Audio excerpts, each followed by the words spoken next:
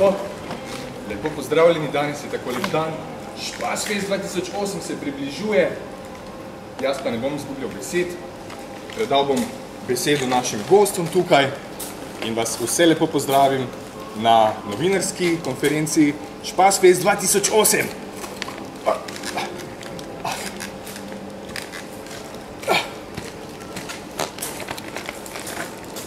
Pa veliko špase danes in vse te ostali dni v Mariboru. Čau! Kot veste, je ta Špas festival že četrti po vrsti. Vsebinsko in prostorsko je umeščen v zgodovinsko jedro Maribora in različna prizorišča so trgi in ulice v središču mesta. Zato me veseli, da danes imamo v Naslovem dvorcu novinarska konferenca. To je eden izmed naših projektov tudi bil, oziroma smo sodelovali, da čim prej gre v prenovo. In Špas festival je še zadnja prireditev in potem gre ta lepi speči dvorec dejansko v prenovo. In dobro se spomnim, ko smo leta 2000 ustanovili, da je bilo mestno jedro se v enem novinarskem intervjuju izjavlja kot mesto duhov. Danes, kot vidimo, to več ni tako. Zdaj, če se vrnem na festival, začel se bo 28. avgusta, trajal bo do 4. septembra. Na prizoriščih se bo vrstilo okrog 70 dogodkov in vsi ti dogodki kulturni so pravzaprav njihov cilj je oživiti zanimive kotičke starega Maribora.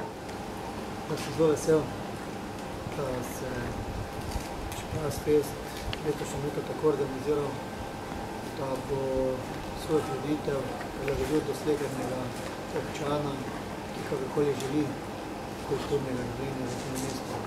Do slednjega turista, ki kakorkoli zaide v staro mestno jedro. Še bolj sem pa vesel in moja ena velika prioritetna naloga, da ima kultura v mestni občini Maribor posebej pozornost tako lokalnih oblasti, prizadevam se tudi nekaterih gospodarskih struktur. Je zelo pomembno, če je kultura bogata, potem je tudi narod bogat in gospodarstvo bogato.